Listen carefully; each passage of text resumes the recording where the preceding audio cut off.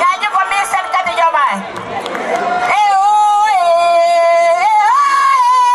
Diomaye na ne pare be buuro Sénégal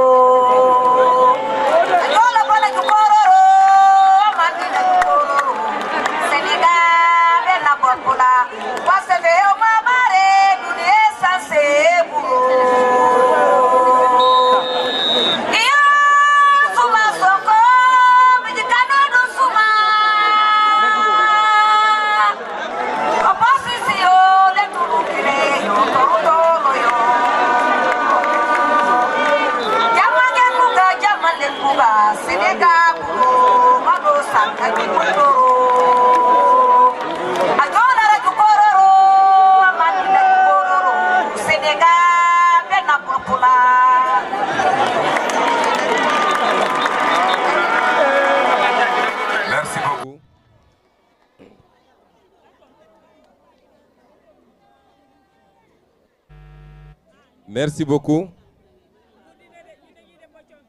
Ziguinchor ni Saful. Kati Bignona koke. Ni Jamude Bignona. Kati Ousoui. Muy juju powde kati Ousoui. E Jamut. Kati Sichor.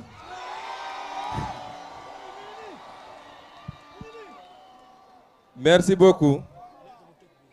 maa ngi nuyu ñëpp di sant ñëpp di doore sama waxtaan fi ko présentateur bi daanele. Beaucoup de gens ont perdu la vie. D'autres ont perdu leur intégrité physique.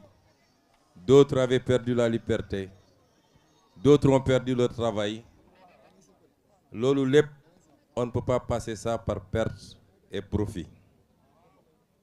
Moo tax le 17 novembre, après avoir conquis une majorité écrasante Assemblée nationale, bokk na ci ñuy njëkk a voté wala bokk na ci ñuy voté mooy de retirer la loi d'amnistie.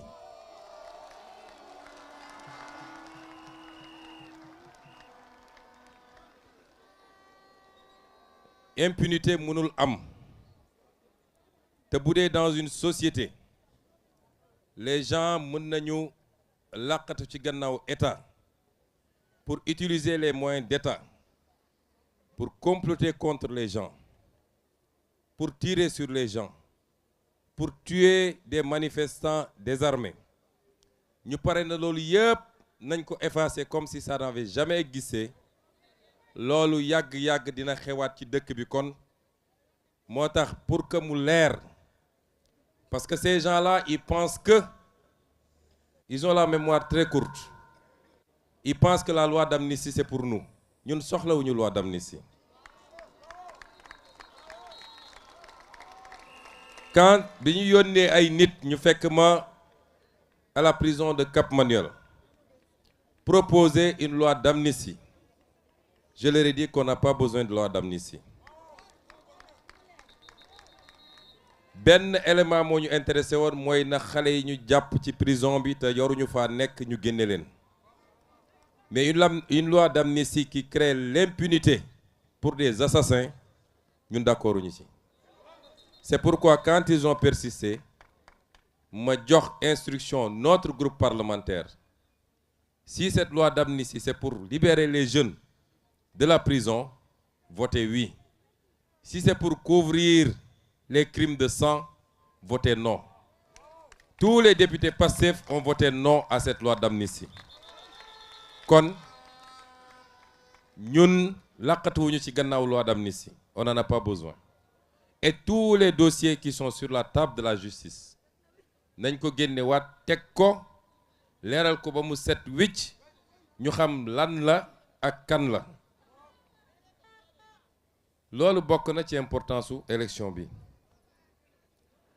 Comme nag campagne bi dañu fas yéene def ko campagne thématique parce que politique li ñu def fii yëpp baax na, il faut mu xumb, il faut de l'animation, il faut de la musique, il faut, mais avant tout politique c'est parler de ce qui va faire avancer le pays, c'est ça la politique.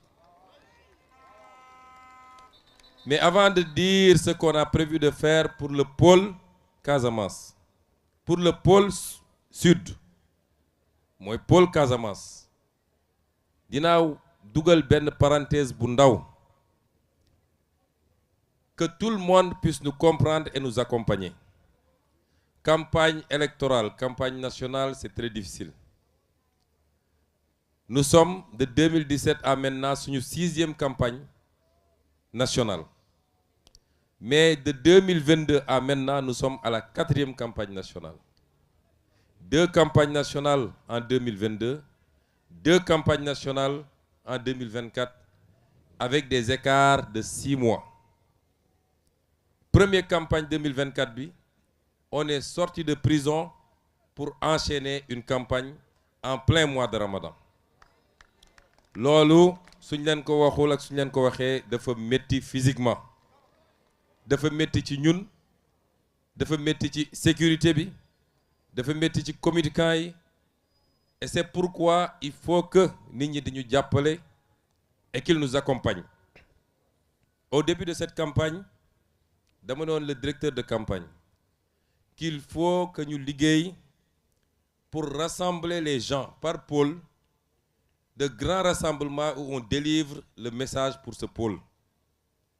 Comme ça coono physique bi wàññeeku tuuti. Bu ñu fàtte it ni en tant que premier ministre dañuy continuer de coordonner l'action du gouvernement même en étant en campagne.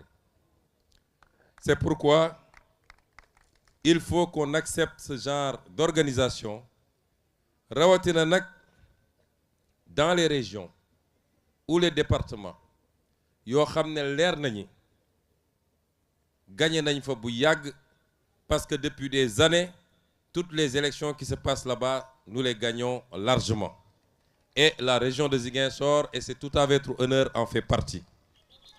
Kon il faut ñu économiser du temps pour consacrer ce temps à d'autres départements ou d'autres régions qu'on avait perdu lors de l'élection présidentielle.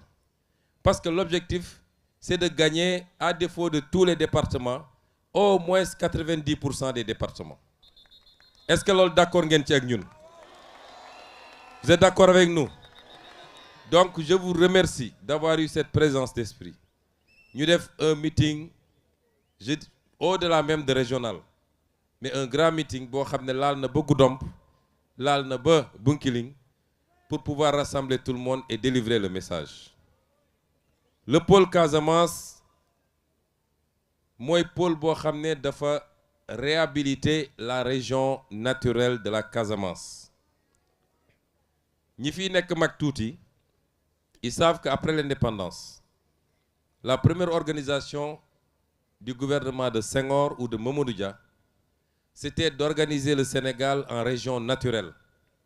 La région du Sine Saloum, la région du fleuve, le Sénégal oriental, la Casamance, le Cap-Vert. Après la ñu ñëwaat c'était des entités cohérentes mooy buñ ci jël rek dafa am réalité économique mais dafa am réalité socio-culturelle ñu ñëw di ko dagg ba tey on est à 14 régions ñu ñëw di sauctionner ces régions-là en départements et en communes ba on est à 46 départements et plus de 550 communes dont la majorité n'est pas viable parce que les ressources yi waroon tax communes yooyu am viabilité amuñu ko ñun laaluñu découpage administratif bi pour le moment mais li ñu changé mooy créer des pôles de développement économique qui recoupent ces mêmes réalités Ñambour et Bawol benn pôle la le Bundu ak li wër foofu yëpp benn pôle la muy Sénégal oriental le Ferlo et le Fouta nekk benn pôle la région nord nekk benn pôle le Sine Saloum nekk benn pôle la région du Cap-Vert nekk benn pôle le Cayor nekk benn pôle ça nous fait 8 pôles de développement économique pôle bu nekk nag on a travaillé sur la base du potentiel de ce pôle à voir qu'est-ce qu'on va faire dans les 5 ans dans les 10 ans dans les 25 ans pour que ce pôle soit un véritable pôle de développement économique et social. Le pôle Casamance tey booy xayma la population du pôle Casamance la région de Kolda la région de Sédhiou et la région de Ziguinchor c'est 2 300 000 habitants mais ñu xam ne en 2025 dinañu egg 5 400 000 habitants donc la population du pôle sera multipliée par plus de 2 par 2,4 évolution démographique boobu il faut ñu sóoraale ko ñu gis ni pôle bi ci pôle yi ñu gën a am pauvreté la bokk malgré tout le potentiel quand on classe les régions par pauvreté les 3 régions du sud ak Kédougou ak Tamba toujours ñooy nekk en tête de peloton alors que c'est les régions les mieux dotées par la nature dans tout le Sénégal 600 000 francs par tête d'habitant mooy PIB bi ñun nag ñu ne à l'horizon 2050 nous voulons multiplier ça par plus de 3 parce qu'il est question d'aller à 1 800 000 ou 2 millions de francs par tête d'habitant. C'est des régions où le taux d'emploi est très faible. 13% de taux d'emploi. Fii soo ñëwee Ziguinchor, les jeunes te disent à part Jakarta, on n'a presque rien à faire. Taux d'emploi de 13% ci yu gën a faible la ci Sénégal. Dans l'agenda de transformation bi ñu leen présenté, le pôle doit aller à 40% de taux d'emploi à l'horizon 2050. Mais comment on va faire ça? Lan mooy potentiel lu pôle bi? Parce que ay filières la ñuy développer.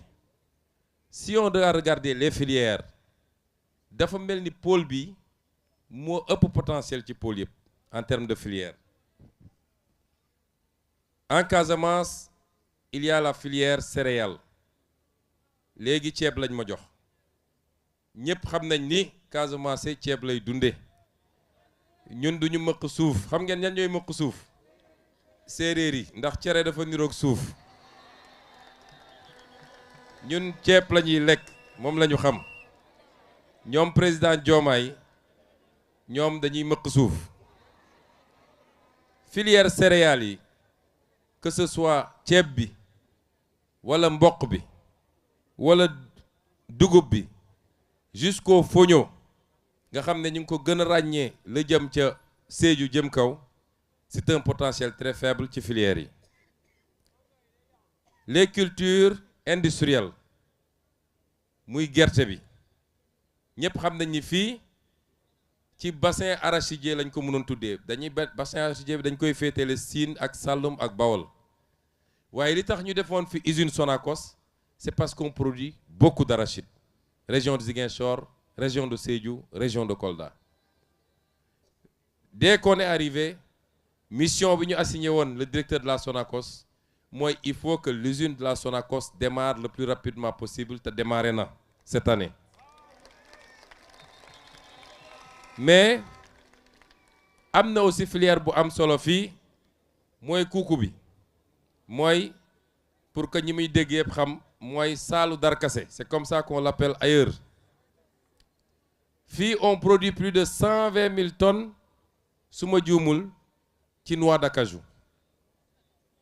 Saison noix d'acajou ñi fu bëri ñi fi nekk dañuy dem for kuuku bi mais fan la kuuku bi di dem indien yi ñoo koy jël exporter ko transformer ko seen dëkk dem jaayi ko Europe 4 fois 5 fois plus cher. Ce que nous voulons pour yooyu nga xam ne mooy les productions industrielles mooy lépp ñu transformer ko fii, créer des usines qui vont créer des emplois, ñu créer de la valeur ajoutée, et c'est comme ça qu'on construit un développement. Ñu am aussi filière arboricole, les mangues. Su ñuy wax Sénégal foo taxaw soo nee mango rek dañ la naan Casamance, foo toog rek dañ la naan Casamance, mais mango yooyu la cay yàqu ci àll bi yéen xam ngeen ni bëri na, et ce n'est pas normal. Les mangues, les agrumes, les produits forestiers, ligneux comme non ligneux, madd bi gis ngeen ni yak 3 mois ci gannaaw homologué nañu le madd casamançais au niveau international. Tol bi te yooyu yëpp fii la am Casamance, doo ko fekk Dakar, doo ko fekk Saint-Louis, doo ko fekk feneen ak feneen. Man j'aime bien ces zones là, waaye soo fa demee siddéem nga fay fekk ak sump ñoom de Thiéfal. Donc fii ngay fekk yooyu yëpp te mu fiy yàqu. Notre volonté c'est de transformer tout ça ici en Casamance, et vous allez voir avec l'agropole, yàgg naa wax ni l'une des rares politiques que je trouve pertinente ci régime bi fi nekkoon mooy les agropoles. Mais pour 80 milliards agropole sud bi ak volem yi mu amoon yépp à Bignona, à Oukout, ba léegi dafa taxaw demul parce qu'il y avait pas de volonté. Mais parce que pendant des années on a combattu par les moyens de l'État, parce que jàpp nañ ni y a un leader politique qui s'appelle Ousmane Sonko qui est de la Casamance. Demoon nañu ba bateau bi sax ñëwatul Casamance, aéroport bi ñu arrêté ko. Ça c'est pas de la politique. La politique, même ton adversaire, s'il est maire d'une ville, la nga xam ne dafa war a dem ci ville boobu da nga ko koy jox, parce que dans cette ville nu mu tuuti am na quelques Ziguinchorois qui ont voté pour Macky Sall. Et donc retard yi ñu am yépp ba ci agropole bi loolu moo ko andi. Aéroport bi que nous comptons ouvrir au plus tard en début janvier, mais jàpp naa ni fii ak décembre nañ ko ubbi, parce qu'on a fait ce qu'il fallait en termes de mobilisation des ressources, warul woon yàggee nii. Et pire encore, l'aéroport de Tobor nga xam ne moo waroon tax ñu arrêté aéroport bi, il l'avait arrêté pendant toutes ces années-là. Fii am na la filière halieutique, parce que on a l'océan ici, mais am nañu aussi des fleuves et des bras de fleuves. Fii dëkku napp la, ñun bi ñuy nekk xale fii Amergé, Socé-Sall, il y avait beaucoup d'usines de pêche. Yooyu yëpp pratiquement arrêté na, muy filière bu am solo. Mais il y a la filière touristique, capacité bi ñu am fii, tourisme balnéaire Cap Skirring, waaye aussi Abéné ak Kafountine ñëpp xam nañ ne am nañ capacité bu rëy. Et aujourd'hui déjà la caisse de dépôt et de consignation nga xam ne ki ko jiite mooy directeur de campagne bi monsieur Fadilou Keita, ma bëgg ngeen tàccil ma ko. La caisse de dépôt et de consignation ak SAPCO bi nga xam ne Serigne Mboup, pas Serigne Mboup politicien wala homme d'affaires mais sëriñ bu bële am na ay programme ñuy taxawal pour qu'au plus tôt et le plus rapidement possible ñu lancer le programme touristique pour la zone Abéné Kafountine mais tout en relançant également le programme touristique bi nga xam ne mooy bu Cap Skirring. Tourisme balnéaire mais écotourisme aussi parce que ku wax Casamance wax nature wax la forêt wax yeneen ak yeneen ak yeneen yooyu yëpp muy ay programme yoo xam ne yu ñu bëgg a taxawal la ci 5 ans yi lancé ko mais am na loo xam ne ci 10 ans lañ koy def mais sur le plan logistique dinañu yeggali dans quelques semaines ou quelques mois le tronçon bi nga xam ne mooy permettre nga jóge Gambie ba dugg Guinée-Bissau te mu yéexoon trop on va le faire. Le second pont de Ziguinchor def nañu appel d'offre bi ba ñu ngi ci sélection wu entreprise yu ko war a def ça veut dire quoi depuis Tobor avec fi ñu jaar ci rang-rang bi yëpp on ne touche pas au pont bi fi nekk nii on fait un autre pont qui contourne et qui va entrer par Goumel et qui va créer des infrastructures secondaires. J'insiste ci côté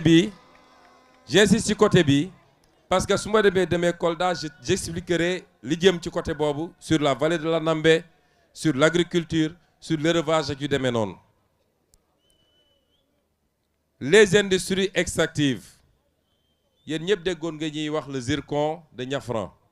Moi en tant que député je fais partie ñi nga xam ne dañoo bañoon ne dañu bàyyi ñu exploiter zircon bi dans ces conditions parce que la ñu exploiter le zircon à Diogo ça n'a pas servi à Diogo ça n'a pas servi au Sénégal ba ñu boole ko ci dossiers yi nga xam ne ñu ngi koy saytu pour mun koo renégocier. Je ne voulais pas qu'on fasse les mêmes erreurs ici à Niafrang mais maintenant qu'on est là je puis assurer les populations de Bignona, de Niafrang et de toute la zone que zircon bi yàllaa ko fi def c'est pour être exploité. Le plus important c'est que ça se fasse dans l'intérêt des populations d'abord ñu am ci ay infrastructures am ci du travail am ci li ñuy wax nuñ ko tuddee sax li nga xam ne si social entreprise yi dañ koy def RSE ñu am ko ci ba mu mat sëkk. C'est comme ça qu'on veut gérer les ressources naturelles mais le pétrole aussi bi nga xam ne suñu diggante Guinée-Bissau ñu koy le pétrole du Dom Flor ñu war koo mën a exploiter comme ni ñu commencé exploiter le pétrole de Sangomar mun a am ici des plateformes qui nous permettent à terre de faire beaucoup de choses boobu tam bokk na ci. Troisième point ou quatrième point sur infrastructure yi mooy le port industriel de Nikin parce que le port de Ziguinchor c'est un port fluvial la chaque fois nga war a def dragage am na ay bateaux yoo xam ne su eggee benn niveau tirant d'eau mënul dugg Ziguinchor mais là-bas après Pointe-Georges Saint-Georges fi ñuy wax Nikin on peut avoir là-bas et on va mettre là-bas un deuxième port industriel parce que ce qu'on veut avec les pôles frontaliers mooy les pôles frontaliers dafa war a doon des points d'éclosion pour pouvoir capter les économies des pays environnants te loolu port baax na ci. Le 5e point d'infrastructure mooy le chemin de fer à partir de Tambacounda bu ñu war a andi jusqu'à Ziguinchor jusqu'à Nikin pour mun a alimenter également le transport des fruits le transport de tout ce qu'on produit dans la zone. Lii lenn la ci pôle bi parce que je vous ai dit que le deuxième aspect du pôle on va le traiter à Kolda mais ce que je voudrais dire c'est que lii lépp pour mu am il faut qu'on règle définitivement la question de la paix. Fu amul jàmm munoo fa tabax. Donc quand on est arrivé notre première préoccupation c'était d'en finir définitivement. Dégg ngeen j'ai annoncé le plan Diomaye pour la Casamance. C'est un plan pour la paix, c'est un plan pour le développement, c'est un plan pour l'économie et c'est un plan pour le social. Les populations sont en train de rentrer et de retrouver leur village. mais loolu il faut ñu accompagner ko par le déminage d'abord parce que ñun on a grandi ici mais ñu bëri ñemeetuñu dugg ci àll bi parce qu'ils ont peur de sauter sur une mine. La paix c'est quelque chose qu'on construit mais même boo demee ba am paix la guerre laisse toujours des séquelles. Mun nga pare ba am jàmm des années plus tard les gens vont continuer à sauter sur des mines. Nous ne voulons plus que des gens sautent sur des mines et c'est pourquoi le programme de déminage humanitaire qu'on n'a jamais arrêté mais qu'on va accélérer à partir du début 2025 pour que aucun centimètre carré de la Casamance ñu bañ fa bàyyi une mine qui peut nuire à une personne ou à une bête. Loolu yëpp dañ koy régler définitivement. Nous accompagnons les populations pour ñu dellu dans leur village. C'est pourquoi pour cette année dans le plan Diomaye pour le Sénégal on a déjà débloqué une enveloppe de 15 milliards boo xam ne c'est uniquement pour accompagner parce qu'il faut reconstruire les écoles, il faut remettre des forages, etc. Et l'année prochaine muy doon suñu premier budget parce que actuellement on est en train d'accompagner et de finir le budget. On va provisionner une enveloppe consistante avec l'ANRAC comme maître d'œuvre délégué, avec l'ANRAC comme superviseur et comme avec l'armée comme maître délégué pour que ñu def les infrastructures, les pistes, les routes, les forages, l'éclairage, tout ce qu'il faut pour que les gens puissent rentrer chez eux et commencer à travailler comme ils le faisaient. Mais quand je parle de paix, je veux qu'on nous comprenne.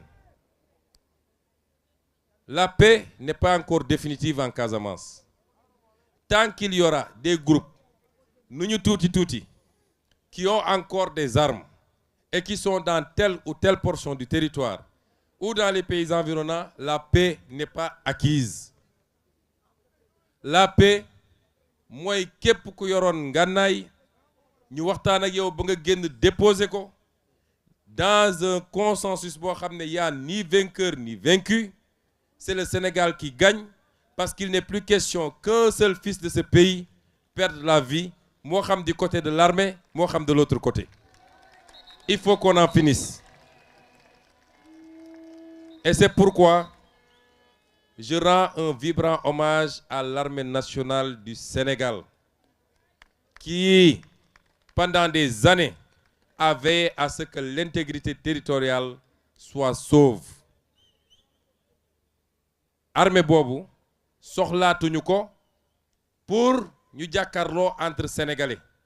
Nous avons d'autres priorités en matière de sécurité. Xam ngeen insécurité bu am dans toute la sous-région. Aujourd'hui, la priorité c'est l'est du Sénégal.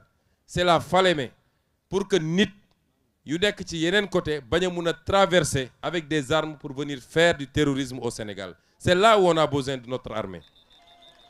Et c'est pourquoi li ma waxoon en 2019 lors de notre meeting de Bignona, j'avais dit si je suis élu man maay dem fekki ñi ne ci biir àll bi parce que c'est mes papas, c'est mes neveux, c'est mes cousins, c'est mes frères, man maa leen dem fekki jàpp seen loxo génne leen.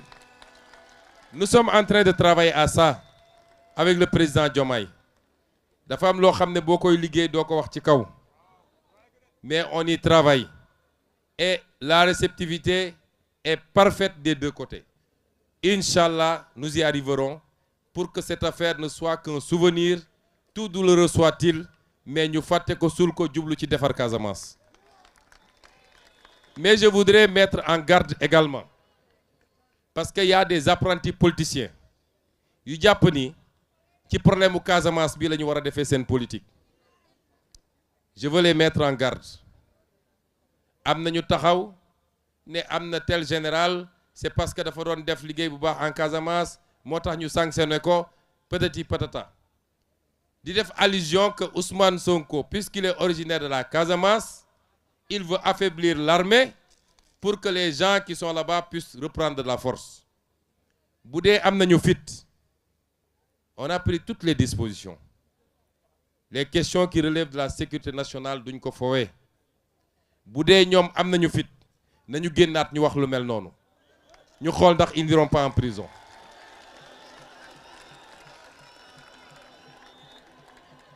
fii kenn sanctionné wu fi un général wala un militaire parce qu'il combattait la rébellion li tax ñu def li ñu def mu jóge ci armée ñi nga xam ne dañ doon pexe ci élection bi pour que ñu bañ koo yeggali wala président Bassirou Diomaye Faye bañ a toog loolu rapport bu ñu fekk la fii loolu tax ñu jël matuwaay ñu jël mais ça n'a rien à voir avec le conflit casamançais. Il faut que les gens reviennent à la raison. Combattre un adversaire politique pendant des années, tu l'as traité de rebelle, tu l'as traité de tous les noms. Moi, je suis la preuve vivante que le Sénégal est un et indivisible. Parce que autant des Casamançais sont battus ici pour mettre un terme au complot et à l'entreprise de liquidation. Autant des Sénégalais de tous bords se sont battus à Dakar, à Rufisque, à Bargny, à Keur Massar, à Saint-Louis, à Mbacké, partout dans le Sénégal et même dans la diaspora. Quand les gens ont dépassé ça, beaucoup de gens politiqués, il faut que ça s'arrête. Et c'est pourquoi nous allons régler définitivement cette affaire, Inch'Allah. Mais ku ci bëgg a jeter de l'huile, jàpp ni mën nga ko politiquer, nous prendrons toutes nos responsabilités pour que tu ailles pourrir à Rebeuss. Parce que loolu bokkul ci politique. La ca des nag mooy vous savez ce qui nous attend. Ce qui nous attend, c'est les élections législatives. Je vous avais présenté des candidats. Est-ce que Guy Marius Sagna a été un bon député? Est-ce qu'il a été un bon député au Sénégal? Est-ce qu'il a été un bon député à la CEDEAO? Est-ce que si vous aviez voté à 40% pour lui, est-ce que vous n'allez pas voter à 100% pour lui cette année? Est-ce que Mme Oulimata Sidibé n'a pas été une bonne députée? Est-ce qu'elle ne vous a pas bien représenté? Est-ce que M. Bakary Diédhiou a été un bon député? Est-ce que Alphonse Sambou a été un bon député? Kon, on vous avait présenté des députés. Vous avez voté pour eux. Ils ont été à la hauteur. Mandat bi yeggul 2 ans la ñu def. On les a reconduits parce qu'on sait qu'ils vont dignement représenter la région, mais ils vont dignement représenter le Sénégal, au Sénégal et hors du Sénégal. Ñañ ca yokk aussi pour qu'ils viennent compléter. Que ce soit ma jumelle Ousmane wala Awa, ñoom ñëpp, je ne doute pas qu'elles seront d'excellentes députées qui représenteront la région à l'Assemblée nationale. Mais nag, l'enjeu dépasse ça. Quelqu'un l'a dit ici. Dafa am des acteurs politiques yoo xam ne pendant des décennies on leur a confié ce pays. Ils l'ont mis dans un gouffre. Ils ont pillé le pays. Ils ont ruiné le pays. Ils ont préféré les intérêts étrangers aux intérêts sénégalais. ñooñu bëgguñu seulement ñu ne ils ont perdu l'élection, mais dañu bëgg suñu génnee ci élection bi leur score sera tellement ridicule que beneen élection buy ñëw duñu ñeme ñëw réclamer le suffrage des Sénégalais. Et c'est pourquoi il faut sortir massivement voter. Massivement, c'est important. Nous voulons avoir ici à Ziguinchor, parce que ñeneen ñi dama leen fixé ay 70% parce que damay xool nu mu demee. Mais fii je veux minimum 90 à 95%. Dans toute la région, nous voulons au moins 90 à 95%. Est-ce que vous me garantissez ça? Kon lii mooy enjeu élection bi, et suñ ko defee on aura donné au président Diomaye les moyens de gouverner. On m'aura donné, moi en tant que Premier ministre du Sénégal, les moyens de dérouler le programme. En ce moment, tout ce que j'ai lu ici, dans 4 ans et demi, ñu war a dem ci élection, je reviendrai ici et je vous dirai est-ce que am na luñ ci def lu am solo ou pas, et vous apprécierez. C'est comme ça que fonctionne la démocratie. J'avais oublié un point. quand je parlais de la question de la paix, il y a un livre, c'est une Française qui a écrit ça. On en a discuté avec le président Diomaye. Ce livre-là, personne n'en fera la promotion ici au Sénégal. Si cette Française veut écrire, elle n'a qu'à aller écrire sur la Corse qui demande son indépendance à la France. Elle n'a qu'à aller écrire sur la Nouvelle-Calédonie qui réclame son indépendance. Mais elle n'a pas à écrire sur le Sénégal. Et je veux dire à la France, je ne sais pas qu'est-ce qu'il y a derrière cette affaire. Parce que la France avait témoigné dans les années 90 avec Jacques Charpy en clarifiant la question de l'appartenance totale et intégrante de la Casamance au Sénégal. Maintenant qu'il y a un régime, comme je l'ai toujours dit, qui n'est pas anti-français, qui est pro-sénégalais, simplement. Un régime qui dit nous voulons notre souveraineté. Nous n'accepterons plus d'être des valets de qui que ce soit. On nous sort un livre et puisqu'ils ne peuvent pas revenir sur leur témoignage, ils ne peuvent plus parler d'indépendance, ils glissent sur la notion d'autonomie. On ne veut pas d'autonomie. Ce n'est pas ça la question. Nous sommes un État unitaire, du nord au sud, de l'est à l'ouest. Les mêmes réalités vont s'appliquer sur chaque portion du territoire national. Et ce livre-là ne sera pas autorisé au Sénégal, ne sera pas commercialisé au Sénégal, parce que nous avons des gens de Djogé avec un projet de déstabilisation pour venir nous parler de ce qui nous concerne, nous, Sénégalais. Si la France veut donner des archives, elle n'a qu'à nous donner les archives de ces exécutions sommaires au Sénégal pendant la colonisation. Des guerres qu'elle a menées ici, des tortures qu'elle a menées, des travaux forcés. C'est ça qu'on attend de la France. Qu'elle nous donne les archives de Thiaroye 44. Ne soxlawuñu des archives sur une prétendue autonomie de la Casamance. Donc, nous ngi leen di gërëm yéen ñëpp. Guddi na, ça a été très long. Mais je peux vous dire une chose. Ce pays va changer et il va changer radicalement. Nous allons bâtir un nouveau pays. Nous allons bâtir de nouveaux fondamentaux. Nous allons bâtir notre développement. Nous allons renforcer notre unité nationale. Et nous le ferons avec chacun et chacune des Sénégalais. Je vous remercie. Assalamu alaikum.